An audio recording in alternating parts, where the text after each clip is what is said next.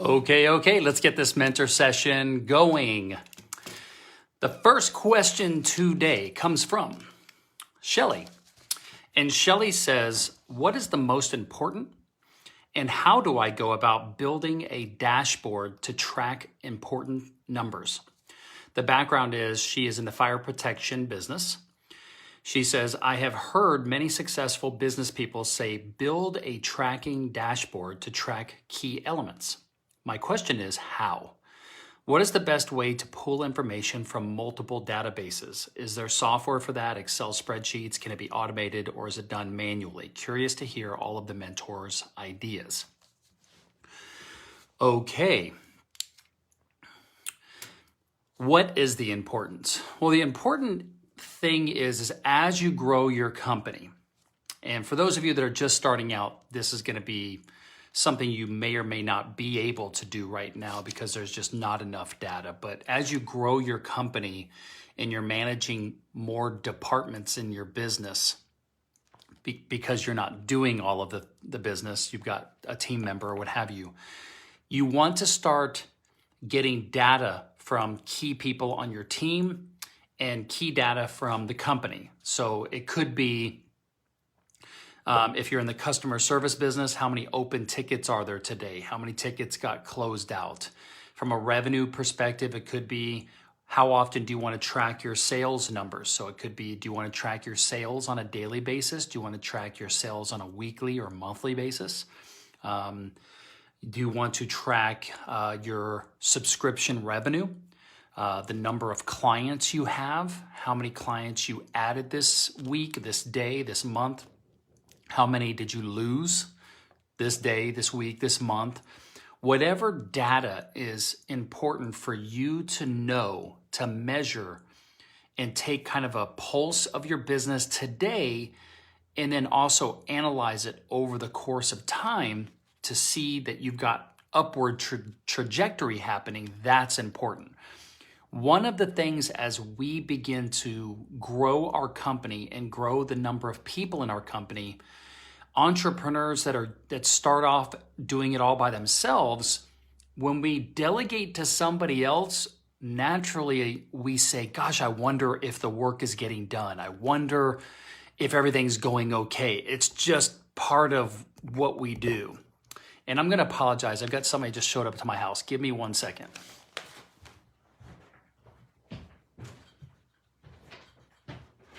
Hey, go over here. I'm on a call right now. It's in my master bedroom. Come through this way right here, please. And it's in my master bedroom around the corner here to the right. And I'm on a call right now for about the next 30 minutes and can't be disturbed. But just do what you got to do, okay? All right. Appreciate you, man.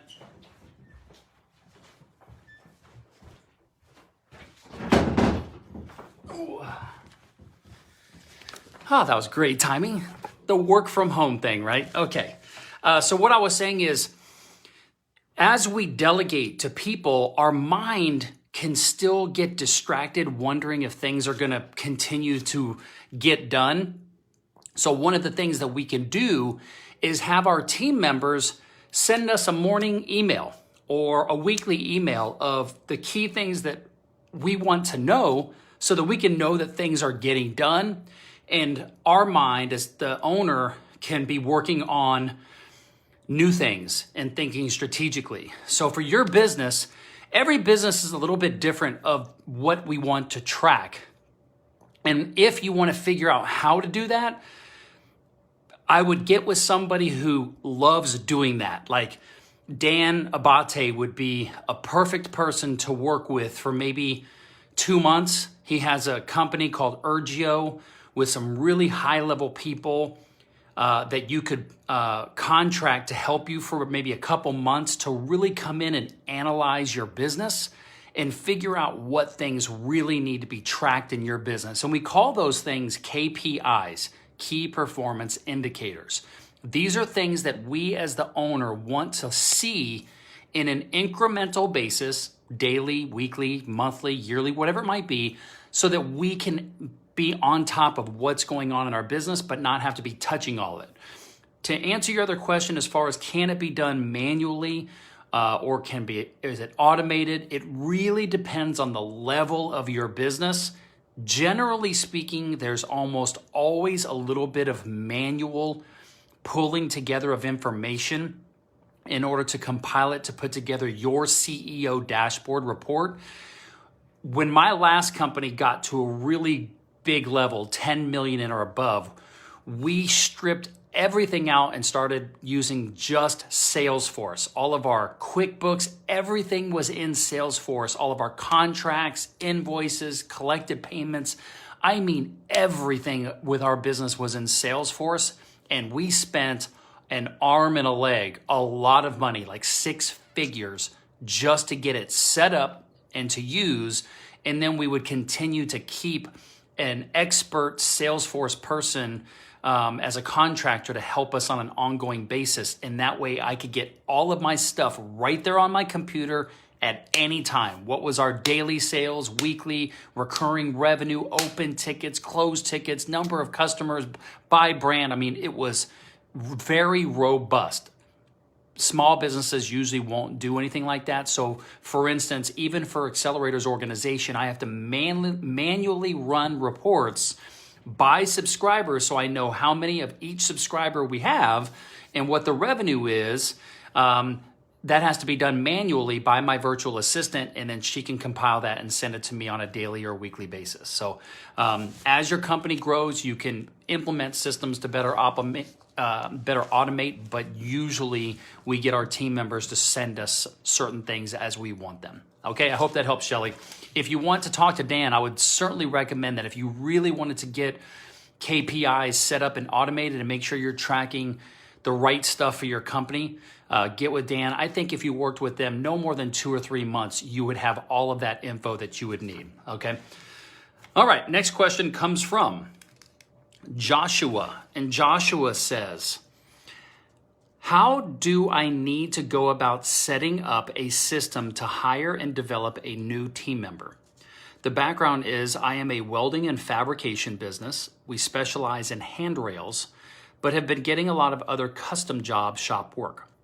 I have 2 other people on my team, and the workload is starting to overload us. Where I live, it's getting difficult to find skilled workers. I am more than willing to teach the people that want to be part of my team. I just want to do it in a way that's confident. Okay, so Joshua, definitely location and geography can have a lot to do with the types of people that we have access to for hiring. And sometimes there's just nothing we can do about that other than maybe trying to pay moving costs and get them over to where we live. It can be really challenging for businesses that need hands-on people. This is why it's important to always have, if you think you're going to continue to grow, always have a recruiting strategy going on. Like always be looking for that next talented person to bring onto your organization. If you have the type of business that if you found somebody who had a strong work ethic and you were going to train them, you might want to test it out and see how long it would take for them to be an apprentice. What kind of certification process would you put them through in order to get them acclimated? Plus, you'd have to realize that when you're training them, you're gonna be basically paying for their education. You're putting them through basically schooling through an art to get certified to know how to do, and you're gonna be taking your time to train them. It's like a double whammy. It's like the worst of all situations. And I've had to do it many times. It's like, okay, I'm going to train somebody and I'm actually going to pay you to teach you how to do the job that you're going to end up doing.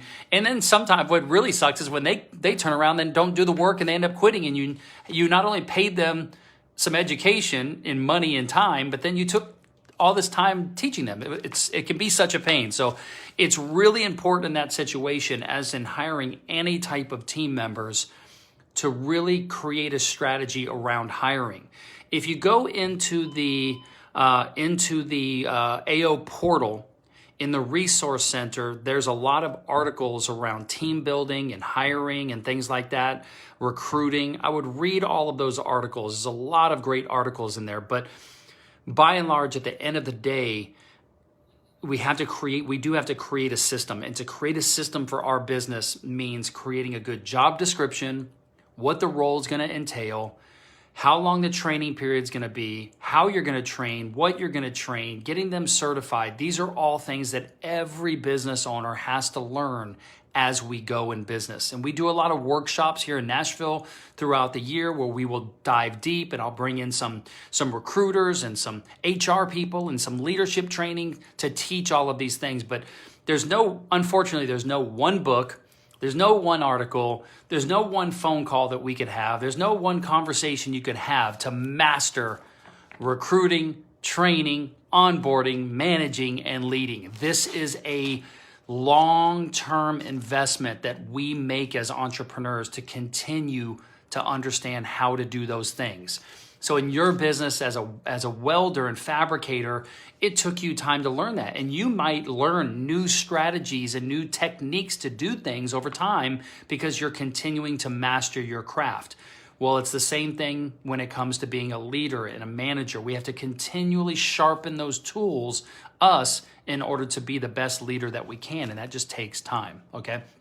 The more you get involved with AO, the more you come to our workshops on the weekends throughout the year, we will help you continue to develop those skills. And it just takes time, and that's part of the investment that we make. That's one of the reasons that I do only charge $99 per month for AO, is I want you guys, as you grow your business and you're going to start building your teams, that you have the discretionary income to come to workshops and conferences that do have an additional cost. I don't want you spending so much for your mentorship each month that you don't even have the money to come to workshops. So that's one of the reasons that we keep the price low for the mentorship here, so that you can continue to get that training, okay?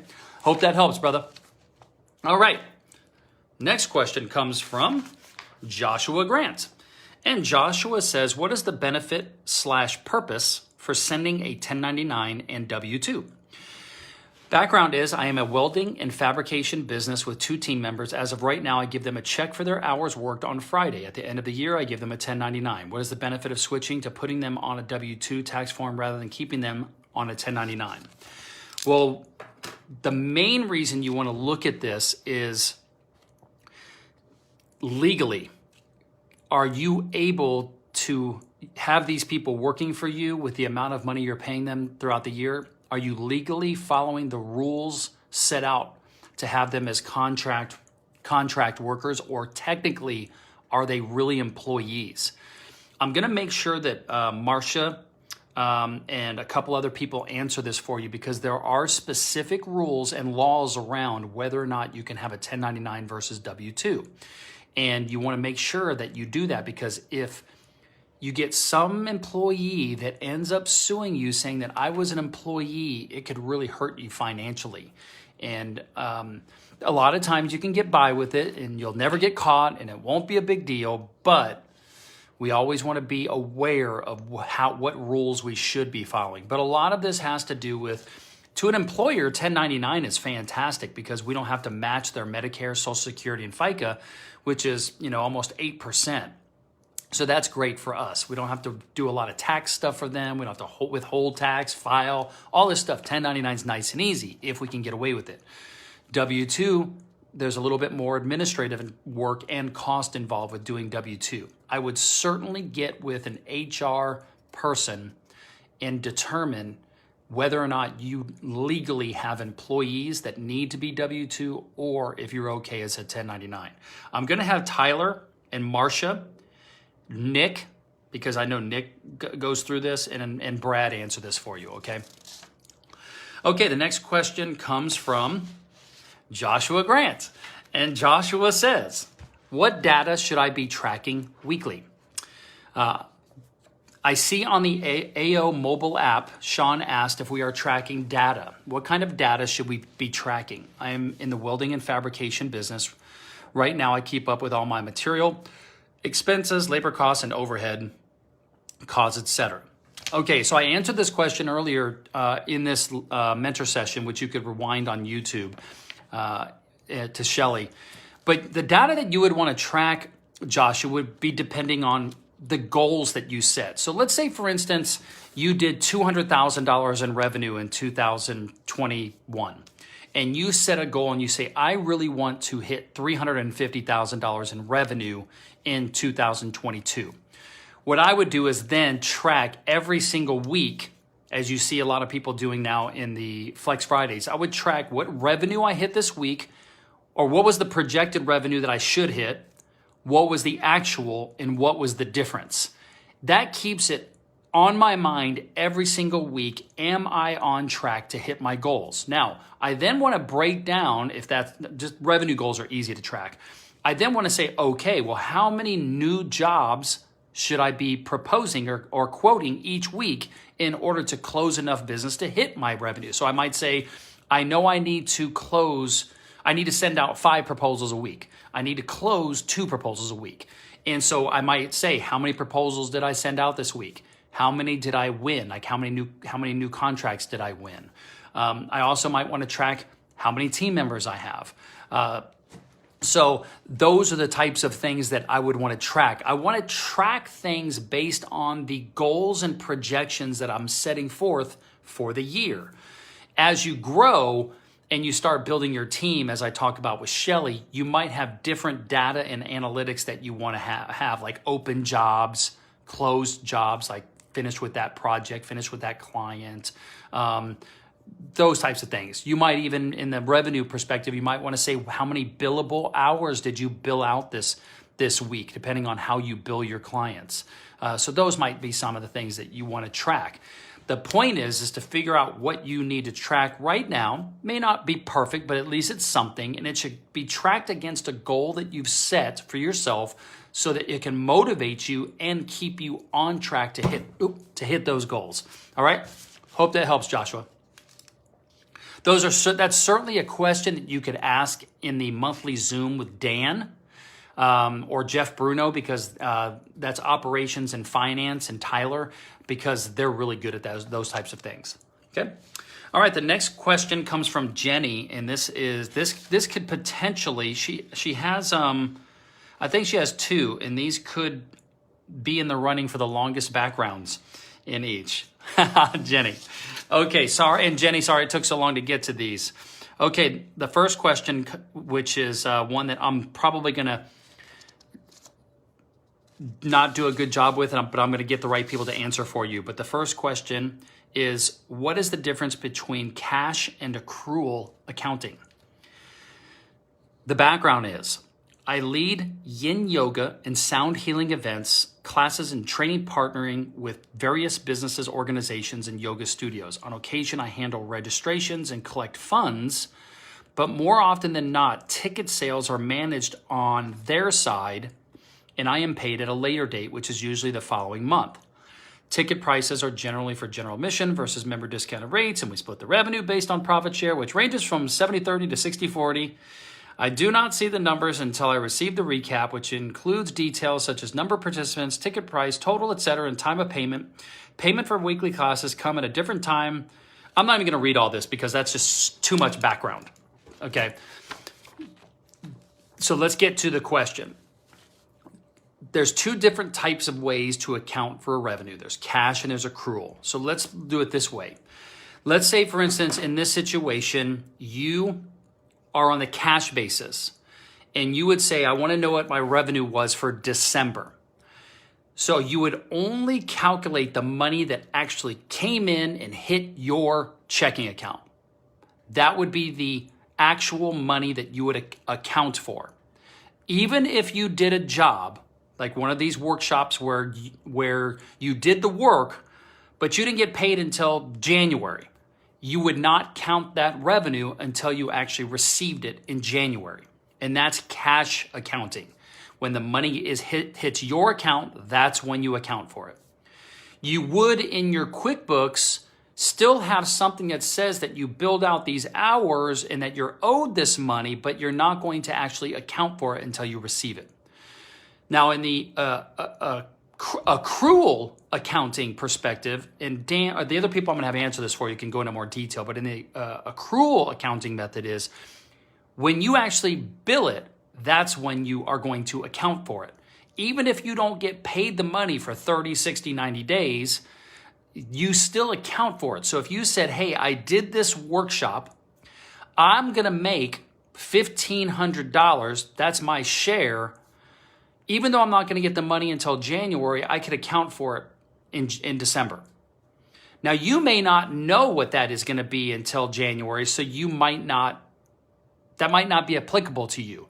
You might want to talk to your bookkeeper or your accountant as to what is the best way for you to do your taxes. And usually this is just for tax purposes. A lot of small businesses start off on the cash basis, and then as they grow, they move to the accrual basis. And I think there's a certain time when you're big enough that you have to switch to accrual. But Tyler and Jeff will certainly know how to answer this question better for you. But as this relates to the data that I've been trying to get you to account for so that you at least know how much money you have coming in, my recommendation, if I were you, is I would take the cash basis as far as understanding my financials. Even if your accountant wants you to do it in QuickBooks under an accrual method for tax purposes, you still want to know how much money hit my account this month. And am I able to pay my bills and do the things that I need to for my business? But that's the difference between cash and accrual, okay? Hope that helps. Okay, next question that comes in from Jenny says, how do I plan ahead to be sure to not fall into the trap of having a full-time job within my business long-term? And here's the background again. Take a deep breath. Today marks 1 month as a full-time entrepreneur focused on growing my yin yoga and sound healing business. Woohoo! I've been developing Zen Soul business or balance as a side project since 2017, and now I am ready to level up. Currently, I'm running the business solo and have 2 contractors that I use for assistance when necessary. I am establishing new strategic partnerships with a variety of businesses and operations. As a niched yoga teacher specializing in yin and sound meditation, it is important that I, Jenny Dawson, as the teacher, lays the foundation of these programs within each organization while simultaneously building the community and growing class attendance. These are corporate wellness facilities, hotels, and yoga studios that I am partnering with in the initial phase of growth. Another important task in this phase of my entrepreneurial journey is to book enough business to pay the bills, and gratefully, I have succeeded in filling up my calendar with new work for first quarter 2022. The challenge I foresee is that I will be spending long hours executing classes and working in my business instead of on my business, and I do not want to fall into the trap of having a full-time job within my business long term. I hope to soon have enough time to also grow business via my Shopify store and Vimeo video library for online yoga classes, props, and instruments for sale. How do I plan ahead for hiring, financials, and time management to ensure there is enough time to grow my business and I don't get stuck creating a full-time job that requires me to be present every class? I am actively talking with other yoga teachers who have attended my trainings, and I am planning to recruit them to help as business grows. However, I do not have enough work to employ them at this time. So how do you suggest recruiting teachers on standby? What suggestions do you have for me as I'm in the development phase, but also thinking ahead for expansion of my business? Thank you, thank you, thank you. Love you all. You rock. My first inclination is I love that you're asking all this. It's a lot of information and it's almost a little bit of analysis paralysis, but it's all good stuff. So this is really great. And this is very, very common to startup entrepreneurs. So these are things that I know that I'm urging you to take into consideration. But for the sake of the mentors that are answering questions, maybe just try to be a little bit shorter with the background. This is a lot of detail, and I just know because the mentors come back to me and ask me to say things like this. But this is a lot of information, and it's really good to know all this. Okay. So the first thing that we want to do is we want to make money, which means that usually we are going to do the work.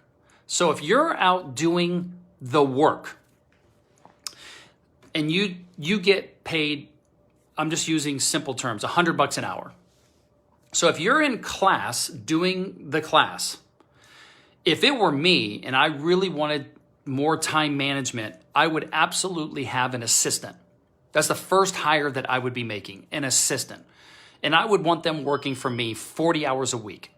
I would want them to be doing a multitude of things.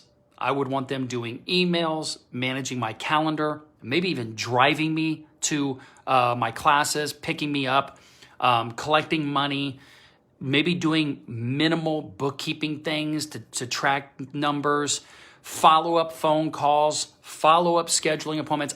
That would be the very first hire that I would make, would be a full-time in-person administrative assistant to just do everything that needs to get done. Because while I'm in classes 2, 3, 4 hours a day, there are still things that could be done. And when I get done with the class, the first thing I'm like, oh my gosh, now I have to go to work and get all these things done, and they could all be done. That would be, because here's the thing. The more hours that I am doing classes and making $100, $200 an hour, I'm only going to pay that administrative assistant $2,500 a month, probably 30 grand a year. Get somebody who's young, might be their first job. Maybe it's a daughter or son of a parent. Maybe it's a person just getting into yoga and they're going to get a little bit of training with you, but you know, just something. But I would get somebody full time. Think of the amount of time you would save if you had somebody driving you around to all the different things that you do, and all of the administrative work and scheduling and making sure things are done. It would be a game changer for you, 100%. So that would be the first thing I'd look at, and this comes from experience. The next thing is I really want to, like you said, keep developing relationships so that when I just can't do a class, I want to have people that are certified under Zen or Yin Yoga and Sound Healing Business, Zen Soul Balance Business.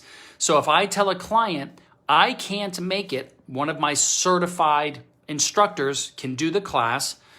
If I bill out to the client $100, I'm only going to pay my certified trainer $60 or $70. And that way I'm getting an override commission on all the billable hours that they're doing. And that's just recurring revenue for me. And the whole goal is to get so many of those billable hours that you don't even have to go out there and teach classes anymore unless you want to. This is just like owning a barber shop. Most barbers, like Ricardo here in the group, and Nadia, a stylist, and a couple others, Sarah, Deanna, we do the work and we get paid. And we also have people that do the work for us. And the goal at some point is to go, hey, I don't even want to have to be at the business or show up, and the business still makes $1 million a year. And I don't even have to actually perform any of the work.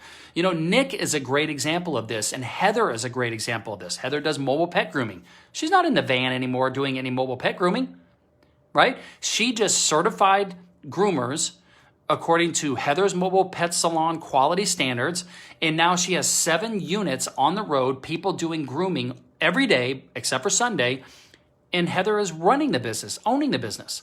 So this is a mental breakthrough that I had to make with Heather 5 years ago, that at some point when she learns and listens and grows the business, she will no longer be grooming, and she will make more money than she ever did, and she's not going to be working as many hours. She was like, no fucking way that's going to happen, Shawn. There's no way. Well, she just hit $1 million in annual sales this year, and I'll bet because of her situation, cancer, she didn't work for at least a month or two this year and still made a lot of money working less hours. And she's not doing the work. So right now, you're in your mind like, as if I don't do it, it's not done my way. The goal is to eventually elevate you to the next level where you teach people the Zen Soul Balance way. We strip our ego, if you will, controlness out of the equation, and we train people, and then Zen Soul Balance gets out there and markets and sells and books classes of which certified trainers go do the work. And Jenny owns the business and manages it and still can teach, and if you want to, and do those things. But that's kind of the mindset that we want to do. And virtually every business can do this. Virtually every business can get to a point where the business owner can be out of the business and just managing the team and facilitating the team. And that's when that's when it gets really fun. And you make a lot more money. Okay. So good stuff. So that's the first thing I'd be working on for 2022, Jenny. How can you hire a full-time assistant to free up all the things you're doing administratively? And we can teach you through Trainual and some other training things how to set up processes so you know that they're doing the work that you want them to do the way you want them to do it. And then I would be working on how do I make sure that I'm certifying trainers the way that Zen Soul Balance does things. That way when clients want to contract you and you can't do the work or you don't want to, you can still send somebody out to do it and you still get paid. All right? Good stuff. Good stuff. All right, the next question comes from Ricardo. And Ricardo says, what things can I do to continue to develop as a leader so my team follows our processes and I get the buy-in from them so we can grow and add more people? The background is I own a barbershop and my systems are not the smoothest. I have 2 barbers and me, and one of them isn't using the online platform we provide. I want everyone to be on the same page. I admit I made the mistake by hiring anyone and allowing direct numbers to customers, but now I see this isn't working. I'm still hiring and I need to follow the same system straightforward with everyone. I need help knowing how to set things up so I start people the same way and train them the same way. Fantastic. What I like to do is in this situation, Ricardo, is I like to role play. Let's assume role-playing wise that I am hiring a new barber.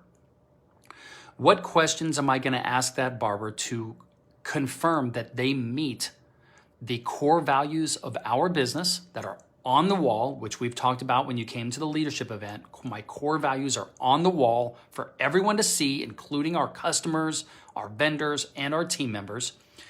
Make sure they comply to the core values and agree with them and buy into them.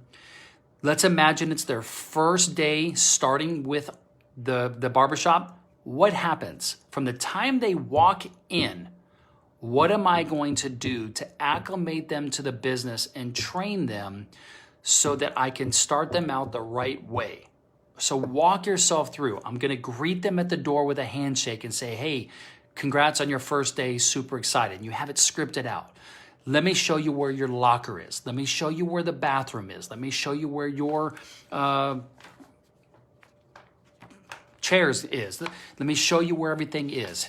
And you're going to set up a whole training system. So how do they get supplies? How do they order supplies? How you want to walk them through over the first week everything that's going to set them up for success in your business. And you want all of that documented by video and or in writing, and then I would document that in Trainual, which we talked about when you were at the leadership conference, because that's a great online platform that can store it all so that you don't have to keep reproducing it every single time you hire somebody. It's already there in the cloud and it's good to go. So that's how, as a leader, you can make that happen. Now, how do you continue your development as a leader? Hey, you came to the leadership workshops, you're coming to the events. As I talk about from time to time, or all the time, being a leader requires constant development. It's like your shears that you use to give cuts and fades. Those shears, you don't just buy and you never have to sharpen them, correct? Even your shears have to be sharpened in order to be effective at all times, right? We as leaders have to sharpen our skills all the time. So this could be reading more books, attending more conferences, being around your peers, people like yourself. Like, how many business owners are you talking to on a daily basis? Probably not many aside from AO. So coming to events, it's refreshing, as you know, to come and be around like-minded people who understand the things that you're going through as an entrepreneur. We need that kind of affirmation and camaraderie amongst ourselves. If we just sit in our shop all the time and never network and never get out and meet people and talk to people, man, it can be really lonely. So that's why coming to the events and things like that, will continue to help you develop as a leader, because it'll just affirm the things that you know, and you'll always pick up a couple new ideas to go implement at your shop every single time, all right? So I look forward to seeing you in February for sure, or in March, okay? Good question, man. I like it. Okay, the next question comes from our very own Darby. And Darby says, when you have a fleet of vehicles, should you aim to keep all vehicles out in the field every day or keep one as a backup in case maintenance is required? The question is, we have a fleet of mobile pet grooming vans. There are 3 out of 6 days in which all our vans are on the road, and we are considering having all vans on the road all 6 days. We are closed on Sundays, which is the basic maintenance day for small things like oil changes, quick repairs by our in-house mechanic. Bigger mechanical fixes require taking vans to a shop, which are always closed on Sunday. My concern is that if we never have a van off the road and something comes up that requires a week or more of repairs, which actually happens every quarter to at least 3 of our vans, we will have to pull employees from their regular schedules, which affects their pay and recurring client schedules. The domino effect would be that clients become upset because rescheduling is difficult with full schedules, and then we may lose clients as well as employees who have had their schedules cut. I also understand that a vehicle not being used is a vehicle not bringing in money, but the former seems to be more harmful and more of a loss than the latter, in my opinion. I'd love advice on this. Okay. Well, my first thing going into this is I'm feeling a little bit of scarcity mindset versus abundant mindset. With more money, so if you have your vehicles out 3 days a week right now out of 6, if you had it 6 days out of 6, you would double revenue, which means there would be more cash to buy another van if you needed to. And that's what I would want to do, is I would get them out in the field. And since I know your business, and Heather, you guys could invest in another van to have as an extra.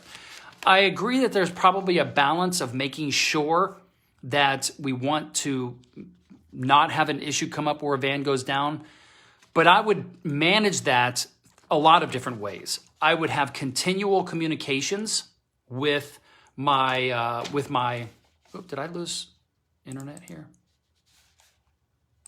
I hope I didn't lose internet. Give me one sec. No, I didn't. Okay. I would want to have continual communications with my customers and my team on sometimes things happen, and if a van goes down, it could affect things. But, the bottom line is you guys have been doing this a long time. I think you guys would probably get to a point where you could manage getting a van up and running as quickly as possible, or finding out alternatives if you need to. So I would urge you to press the gas, get the vans out there more, keep an eye on it, which your mindset as an operations person is to flag potential problems so that you're ready for them. So flag them, be ready. But yes, I would get those vans out on the road as much as possible. Talk with Heather, the owner, make sure that she understands the consequences and what can we do to prepare for that. If we get the vans out there more and we run into a problem, how fast can we get another van? How much more revenue would come in to go ahead and get another van? I would want to see growth and abundant and using cash flow to get another van, have 8, than to say, let's just go ahead and have 3 out on the road only 3 days a week. That would be where I'd want to go. So you understand the problem, find the solutions, find up backup plans, but grow the business and get the vans out there working as much as possible. The next thing I'd want to do is, as I grow the number of the fleet, is I really want to continue finding solutions for maintenance. If it was just the person on Sundays right now, I might approach some other garages and things that close after 5 o'clock and say, hey, do you have any mechanics that do after-hour work? Because maybe you could find people that could work on your vans after hours, even during the week, instead of just 1 day a week.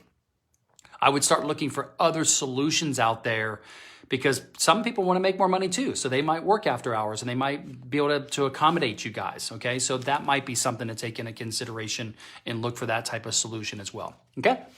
Love that question, Darby. Okay. The next question comes from Robin. And Robin says, would you agree that being in great physical shape makes a difference for your business success? Thank you so much. The background is I run Art for Calm, and I'm an artist. Okay. I'll tell you this. You can just look around you, even just here in our community. And if you look around to all the small business owners and successful people and actors and politicians and all those things, there are people that are drastically not in good shape that are still financially successful. Now, I don't know if they're happy. I don't know if they have the greatest peace and calm and zen in their life, but you can be financially successful and not be in great shape.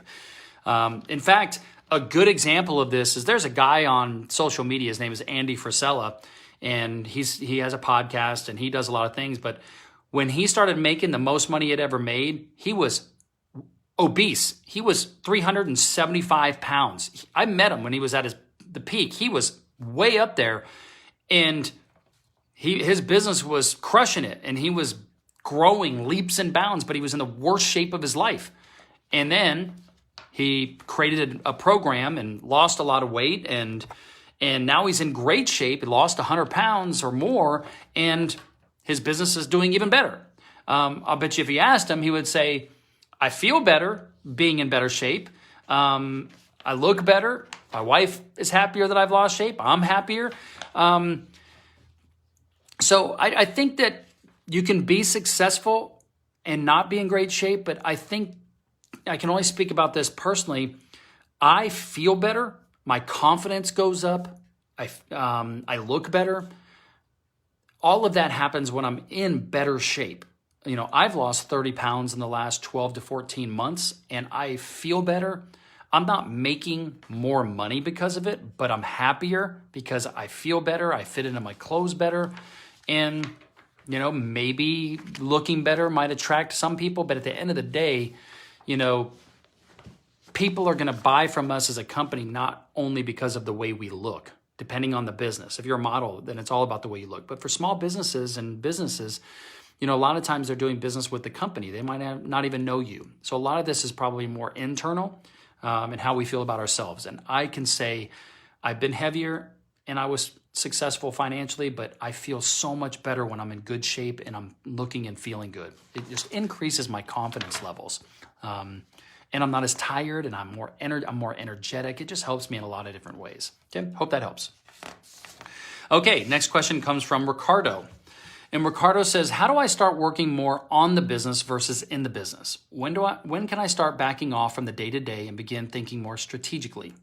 The background is I'm building my barbershop, and it seems like I'm losing focus on building a team because I'm working 50 to 60 hours a week in the business. Should I hire someone to help me with all the small things? Okay, this is a common question for all businesses to get to a point where we can start working on the business versus in the business. So I want to reverse engineer this with you, Ricardo. And at all small business owners, this is what I would do.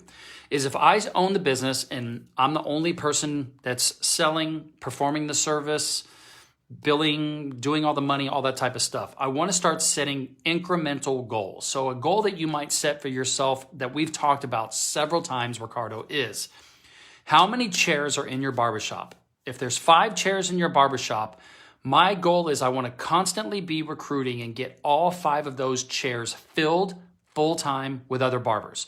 Now, I might be one of the barbers until we get to the 5, so I might want to get all 4 chairs filled with other people and do enough marketing and enough sales to make sure that there's enough business so that the barbers that work at my barbershop have enough business and they make money and we have a great time doing it.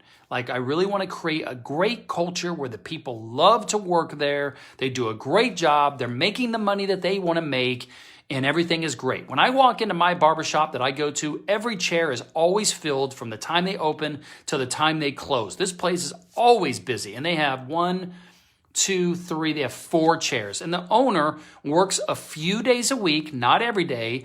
He works a few days a week, and they're always busy. And it's a great environment.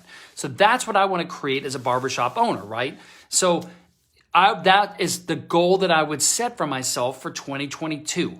What do I need to do, and how do I need to get all of my chairs full and enough business coming in for all of the barbers and all of the chairs until all 4 are booked and I'm booked? Then The next goal would be, when I make that happen, how do I then go from 5, 6 days a week? How do I go to maybe 2 days a week? And I let somebody else come in the other times in my chair. And then eventually, do I want to stop, as a barber and just own the shop? Or do I always want to continue? That's a choice that you would make at that time. So those are the incremental goals of how to get to be where you're working on the business versus in the business. Now, another thing that you could do is after hours, think about all of the administrative work that you do and what part of that administrative work could you contract out to an administrative person? Would that administrative person need to be on site or could it be virtual? I don't know. These are the types of things that, we could discuss more. But when you get done at the end of the day, how can you get it to where you just walk out and you go spend time with your family and you don't have to do anything else on the business, right? So those are some of the administrative tasks that we would want to look to see how we could hire someone to do some of those tasks that lets me work or lets me just go home and enjoy life, or lets me start figuring it. Maybe after hours you're recruiting. Maybe on the weekends you're recruiting. So those are the things that we want to try to do, is get it to where you don't have to actually be at the shop doing the actual work. And what do the numbers look like when all 5 chairs are booked solid from the time you open till the time you close and you're not actually performing any of the work? What does that kind of revenue look like? Okay, so those are the types of things that I would suggest. Hope that helps. Okay, the last question comes from Yathis, and Yathis says, how do I market and sell an online course? The background is I'm a trainer and coach, and I've combined the two to create an online course consisting of some assessments, online coaching forms, and teaching and training. I have never been successful in creating an online product, thus the ask. I need to understand the process, best practices, and even pricing. Okay, so generally speaking, when we're going to create an online course that we want to sell and create some subscription revenue, it's just like writing a book. An online course is exactly the same as writing a book. It is an asset, whether it's a printed copy or video, in that you want people to buy. So when you write a book or we create a course, we want to know who that particular book or who that particular course is for. And where are they? And where can we market to them? And how would we market? So if it's a book, which is easy to understand, and it's the same thing for a course, where do people go buy books? How do people find out how to buy books? They might go to the bookstore.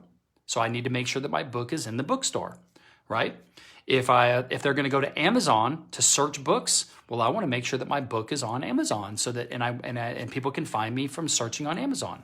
If I also want to maybe have a website for the book. So if somebody's searching for a specific topic about what book to buy for this, my book shows up in the search engine, right? So anywhere that somebody would go to look for my course or my book, I want to make sure that I am there, okay? So that's the first thing. Now, if I want to get proactive to market my book or my course, there's absolutely zero substitute to becoming an expert, which if I'm going to write a book or I'm going to create a course, I better be expert at what I do. And I would go through the Authority Expert class, masterclass that's in our online training in the portal of AO, because Peter talks about this. And I would make sure that I am viewed and seen and accredited, that people would look at me as an expert. Now listen, I dated a girl who was a bikini model fitness first place. I mean, she was amazing, gorgeous, perfect body, won first place every time. But she was a horrible trainer of other people. Horrible. Because she thought that the way that she did things for herself made it so that she could be a trainer of other people. She wasn't certified as a nutritionist to understand what questions to ask people about their diet to make sure that, she was giving the right advice from a clinical and nutritionist perspective. She just did what was good for her after years of doing it herself.